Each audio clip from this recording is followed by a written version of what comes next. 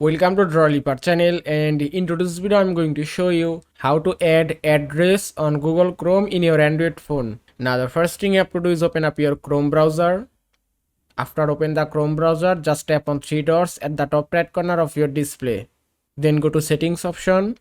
Now from here scroll down a bit, and here you can see address and more option. Then just tap here.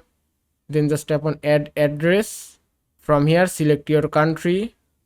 Then you have to type your name, organization, state address. Just type your address, and after type address you can also add your postcode, phone number, email address from here. Then just tap on done, and that's it. You can see address has been added successfully. Also, if you want to delete any address, just tap here and then tap on this delete icon, then tap on delete, and you can see it's deleted successfully. And that is how you can add address on Google Chrome in your Android phone. I hope this video was helpful. If it was, please give it a thumbs up and don't forget to subscribe.